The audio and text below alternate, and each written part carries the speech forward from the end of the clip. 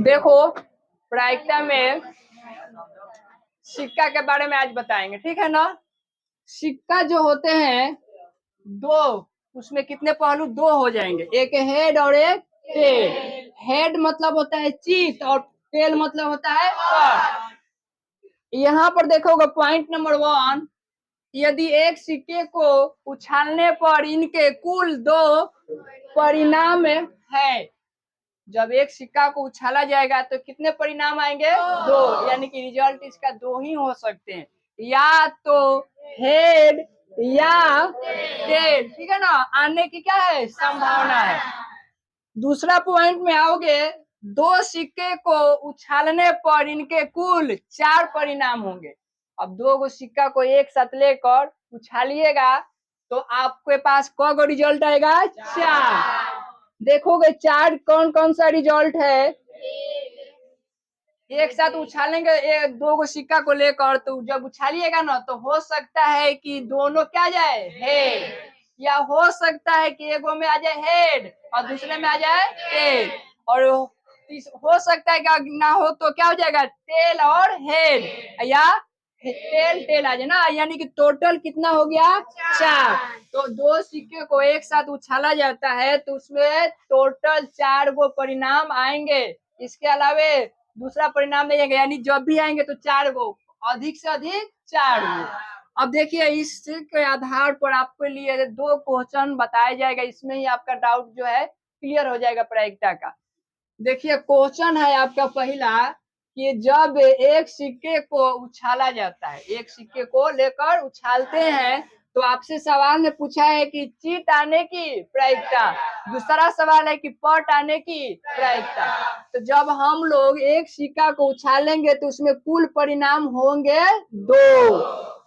और देखिएगा जब उछालेंगे तो चित आने का परिमाण, मान लो कि ची उछाले क्या गया, चित, क्या गया, चित, तो एक ना आएगा चित। फिर जब उछाले मतलब उसी समय उछाले तो मान ले कि चित आया, ठीक है ना, हो सकता है कि चित ना अगर क्या आ जाए, पट, तो पट भी आए तो एक ही आएगा। तो आपसे पूछा है कि चित आने की प्रायिकता और पट आने की। तो देखिए जब भी हम लोग प्रोबेबिलिटी बनाते हैं हम आपको बता देते हैं कि कुल जो परिमाण होता है, कुल रिजल्ट बटा में लिखना है, यानी कि हर में लिखना है, और जिसके बारे में पूछा जाएगा उसको ऊपर लिखना है।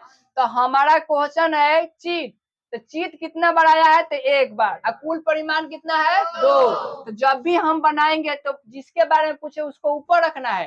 तो देखिए चित कितना बार आया, एक बार, तो एक को कहाँ रखेंगे, ऊपर, और नीचे जो रहता है जो टोटल आता है उसको नीचे, यानी कि 2। तो यानी कि इसका आंसर आपका ये हो गया। पट के बारे में आपसे पूछा जा रहा है तो पट यानी एक ही आया है, इसलिए पट 1/2, इसका भी आंसर आपका हो जाएगा 1/2। तो ऐसा क्वेश्चन जब भी एक बार उछाला जाए सिक्का को, पट पूछे या चित पूछे तो उसकी प्रायिकता 1/2 ही होगा, यानी कि 50-50। 1/2 का मतलब क्या हुआ, 50% चांस है कि चिट आएगा, 50% चांस है कि पट आएगा, यही ना हो सकता है।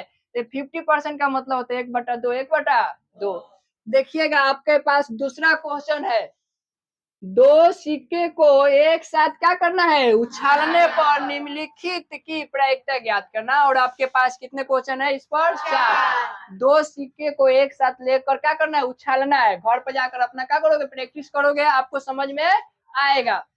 तो उछालिएगा दो सिक्के को एक साथ जब लेकर उछालेंगे तो आपसे पहले पूछा है दो चित, यानी कि 2 हेड, 2 गो हेड आना चाहिए। फिर दूसरा में पूछा है कि ठीक एक चित, चित मतलब हेड आना चाहिए।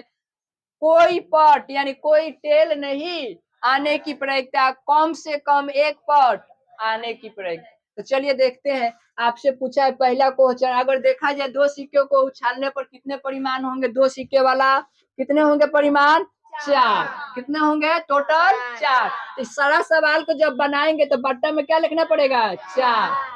समझ में आ रहा है ना, बट्टा में 4। अब जिसके बारे में पूछा वो देख लेंगे कि कितना संभावनाएं बनती है ना, कितना संभावनाएं बनती है, इसके बारे में हमें देख लेना, ठीक है ना। दो चीफ यानी कि 2 हेड देखेंगे, 2 गो हेड किस किस में आया है, तो 2 गो हेड है ना इसमें, इसमें 2 गो हेड है, नहीं लेंगे। इसमें है 2 गो हेड, इसमें है, यानी कि हमारे में एक ही गो मिल रहा है। ऑप्शन नंबर ये यहाँ पर देखिएगा, एक ही गो मिल रहा है हेड, एक दो हेड है। इसका मतलब कि दो गो हेड एक साथ आने की संभावनाएं कब बनता है? एक बनता है, इन्हीं की, यानी आपको यहाँ पर लिखना है 1 बटा में 4। इसका आंसर आपका 1/4, ये आपका आंसर हो गया। समझ में आ रहा ना? समझ में आ जाएगा तो आपको कैलकुलेशन करना नहीं होता है, प्रोबेबिलिटी में दिमाग से सोचना है और आपको आंसर लिख देना है। यहाँ पर आइएगा, दूसरा नंबर कहा है ठीक एक चीज, यानी कि हेड आने के, एक हेड आने की प्रयोगता केवल बोला है यहाँ पर, ठीक एक हेड आना चाहिए, एक गो हेड आना चाहिए। देखेंगे इसमें कौन हेड है, क्या ये होगा? आपसे पूछा है ये गो हेड, तो ये नहीं होगा। इसमें आइएगा तो इसमें हेड है, कौन है? तो एक ना पूछा है, इसका मतलब ये होगा। इसमें कौन गो हेड है? एगो है, इसका मतलब इसमें भी होगा। इसमें हेड है तो ये लेंगे।